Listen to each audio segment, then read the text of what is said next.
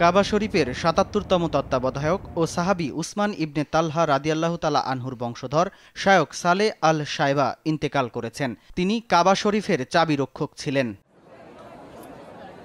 গেল শুক্রবার তিনি শেষ নিঃশ্বাস ত্যাগ করেন। মসজিদুল হারামে তার জানাজা সম্পন্ন হয়। তাকে দাফন করা হয়েছে আল মুআল্লা কবরস্থানে। মক্কা বিজয়ের দিন মহানবী হযরত মুহাম্মদ সাল্লাল্লাহু আলাইহি ওয়াসাল্লাম কাবা শরীফের চাবি তুলে দেন হযরত উসমান ইবনে তালহা রাদিয়াল্লাহু তাআলা আনহুর হাতে। মহানবীর আদেশ অনুসারে সেই যুগ থেকেই কাবা ঘরের চাবি উসমান ইবনে তালহার বংশধরের কাছে থাকত। তাদের কাছ থেকে চাবি নিয়েই বিভিন্ন সময় সৌদি আরবের বাদশাহ এবং গণ্যমান্য ব্যক্তিবর্গ পবিত্র কাবা ঘরে প্রবেশ করেন। তারাই কাবার দরজা খুলে দেন। তাই তাদের কাবা শরীফের তত্ত্বাবধায়কও বলা হয়ে থাকে। পরবর্তী তত্ত্বাবধায়কও আল শায়বা পরিবার থেকে নির্বাচিত হবেন। আল শায়বা ইসলামিক স্টাডিজে ডক্টরেট ডিগ্রি অর্জন করেছিলেন।